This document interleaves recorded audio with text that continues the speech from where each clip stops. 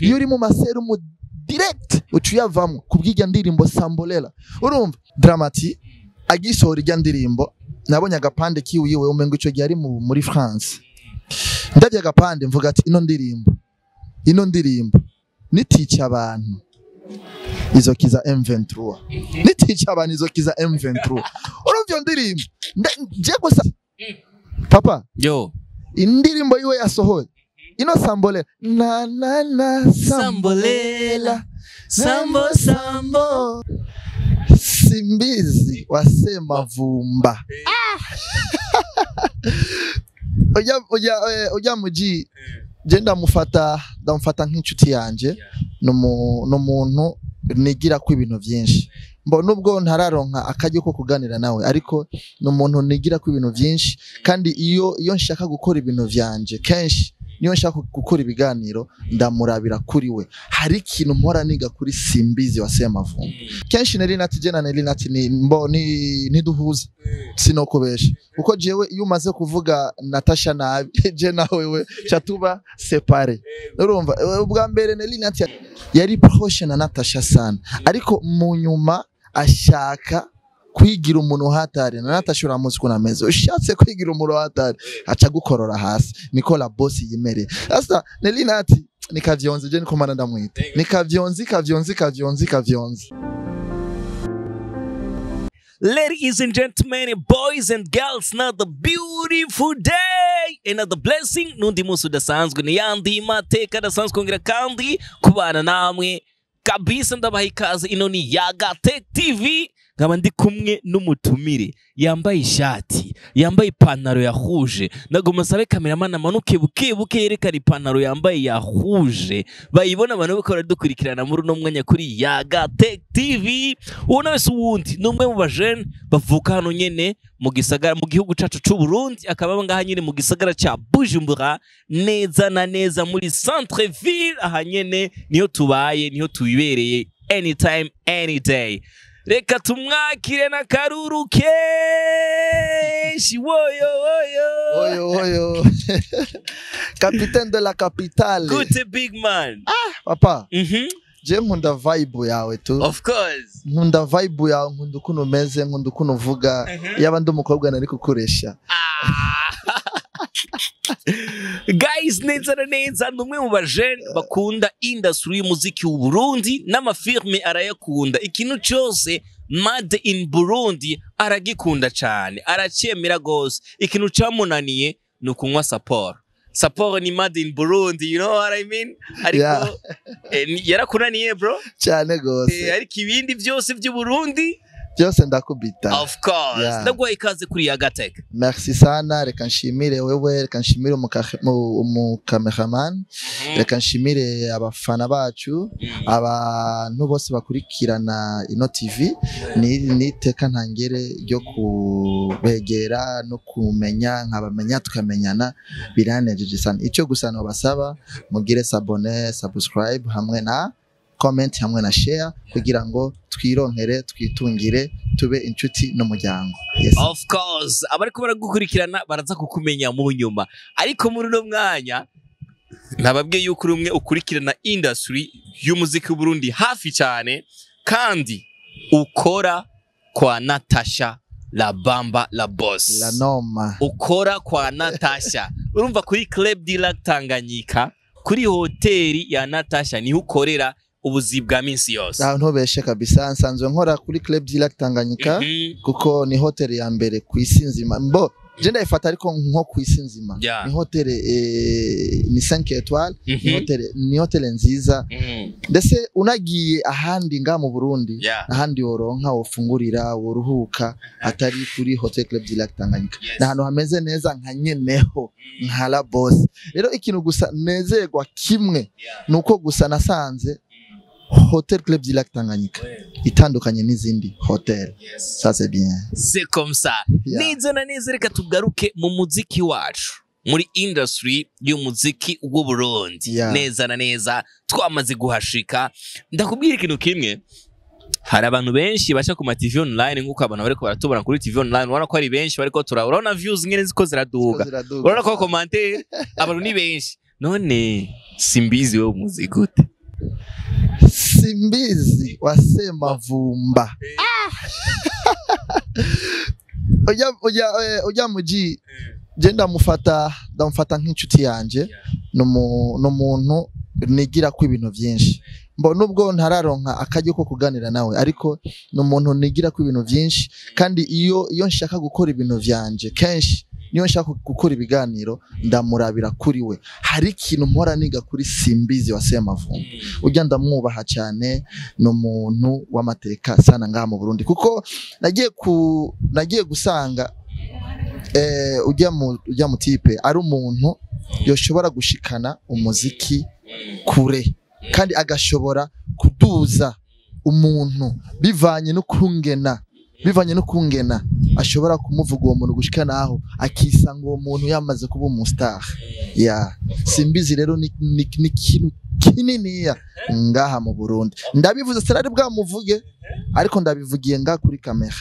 Simbizi wa Semavumba ni kintu kininiya ngaha muri industry yacu y'umuziki w'u Burundi. Nuko nyene ndabivuze. Neza na neza iyo tuvuye kwa Simbizi ariko abantu bariko badukurikirana ngomba ndababwire yuko nabategura ikintu gikomeye nza kuyaga none mutumire wanje for the first time. Abantu benshi baraza kumenya no munsi ariko imbere yuko tuva kwa Simbizi mbega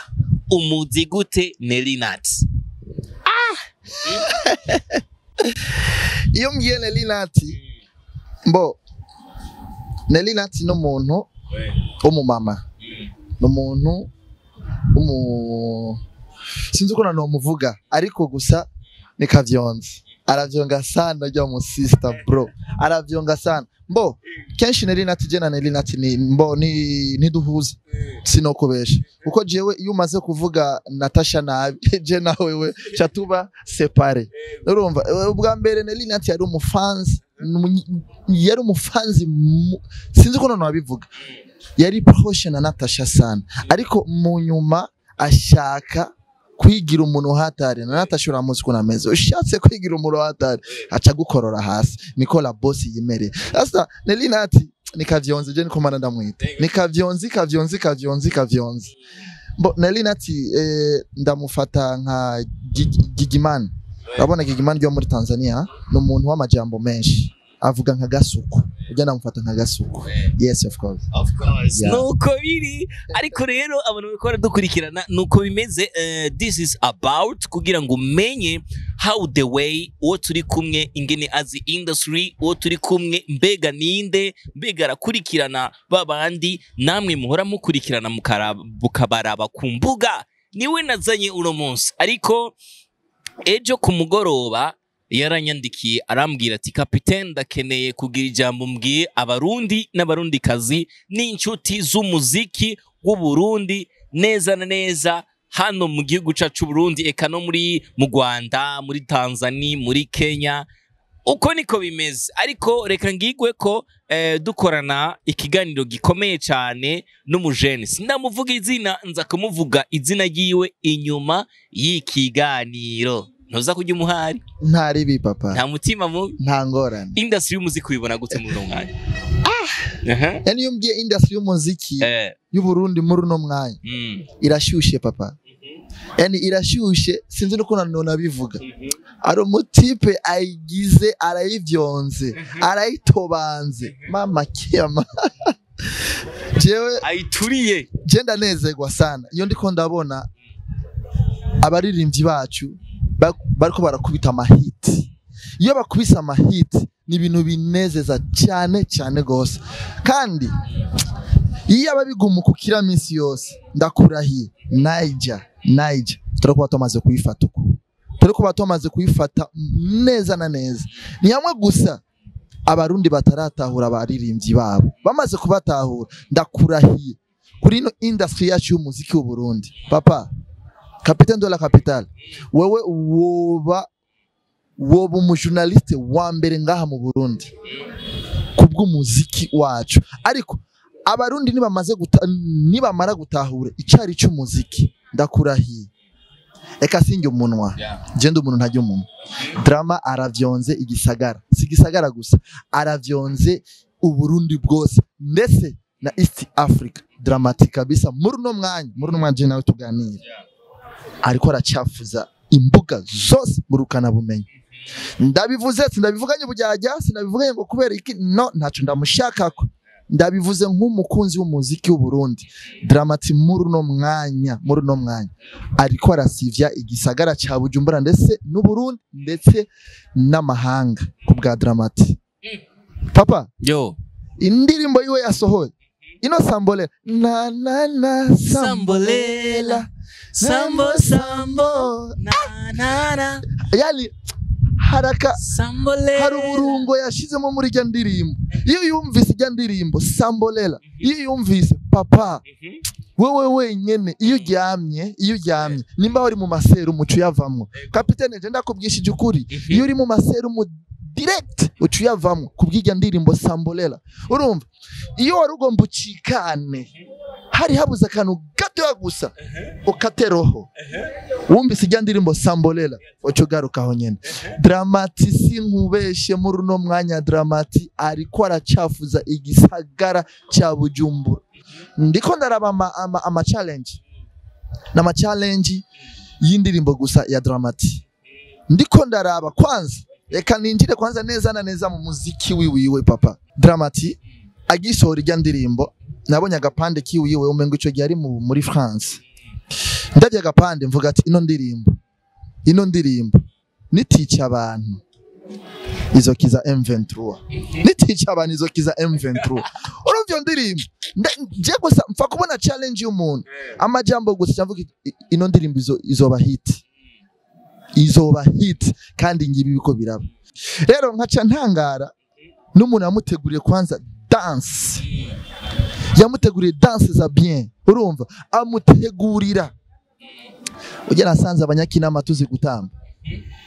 ujya nasanze umunyakinama aho uzomubona uzomutinye umunyakinama niwe yamupangiye bijya bintu niwe yamupangiye zige dance ujya mu petit yitwa Brownie dancer papa ujya mu petit arazi gutamba hari Brown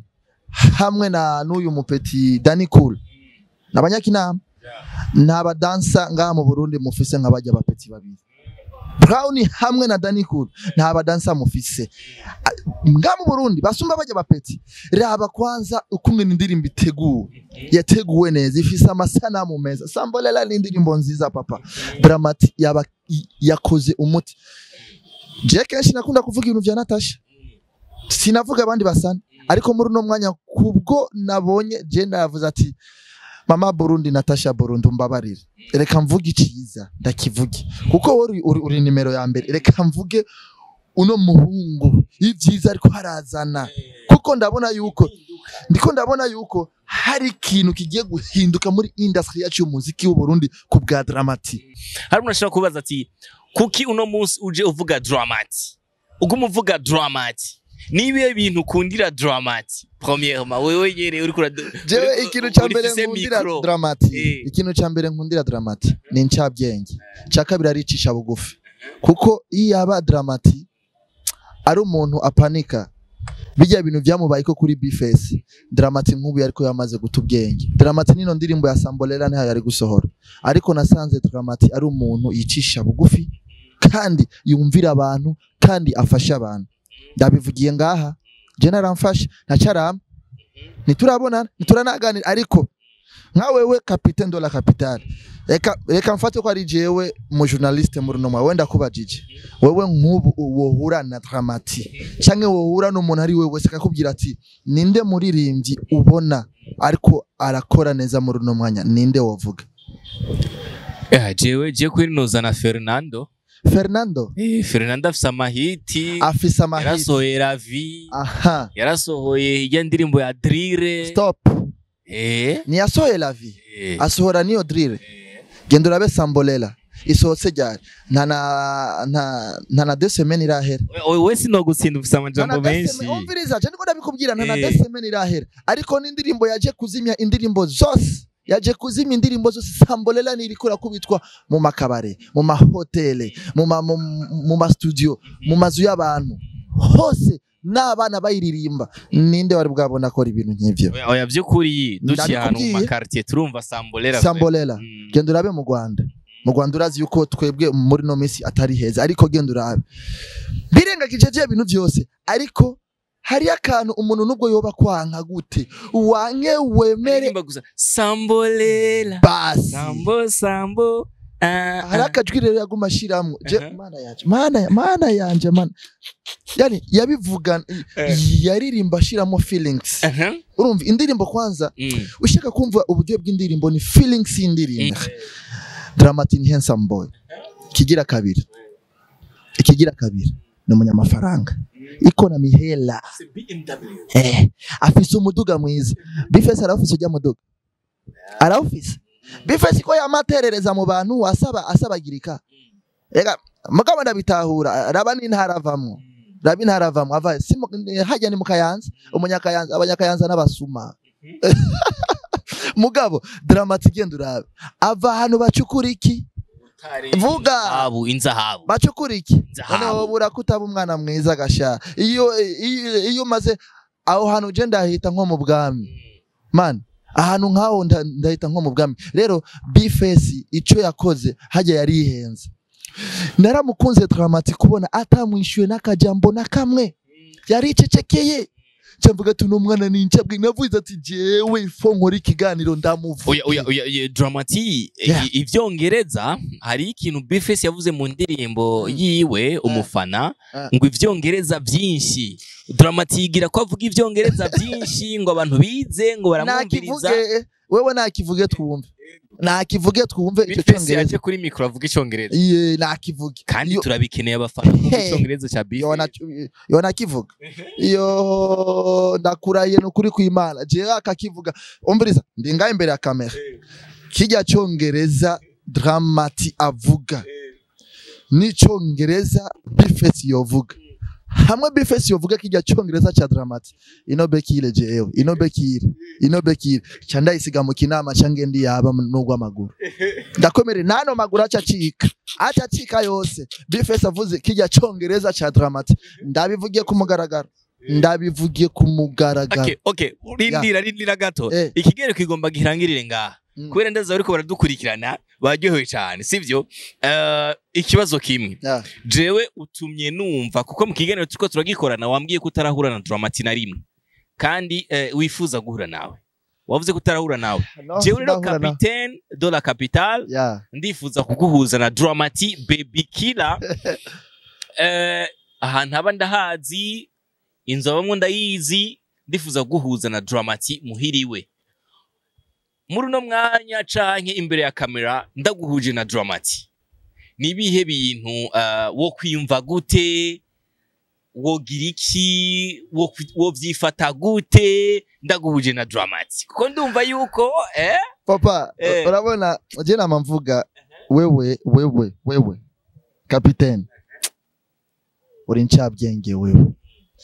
ukuvuga ikintu je nyine numva umengo ndiko ndababwa sije nobona yani ubivuze nkuko umengo aho nyene tuca tugenda tukaguruka tukashika kwa drama ba kimwe gusa no mubwira yuko wararirimbye neza ikindi nacho papa si unajua tutoa mjini gisi tulivyo hakunaga mambo mengi mimi ukiniletea mambo mengine ti masoda ni soda nini mimi nakunywa soda uniletee manguo viato nini leta makuta drama leta makuta tule tuishi tujue kisi tutaishi sisi hapa tuko mjini tunajua kisi tutaishi yani mimi nikimfikia Dramatic kitu cha kwanza namwambia kwa acha niongee Kiswahili kitu cha kwanza namwambia kwa hivi Drama umeimba vizuri umetoa nyimbo nzuri kingine cha pili baba niko crise nipe makuta c'est fini reka ndabashimira numwe siko ko baradukurikirana neza na neza ni gajwe nyene musanzwe mumenyereye ni jewe nyene ndi unique nari kumwe n'umwe mu bajene neza na neza uno munsi yaratugendeye kuri Yagate TV neza na neza reka ndamuintroducinge ku izina rya Mane Mane yani nikiwa nafasi kupika pesa hapo napachezea Mane ndi kumwe na Mane mu gisagara cha Bujumbura aho twako turatera inkuru twako turakora n'ikiganiro Imana ibahezagire ukaba mushaka Mane murondere Capitaine basi for the first time Uzaba umurongo. Imana ibahezagire bye bye Thank ciao you. ciao naho ubutaha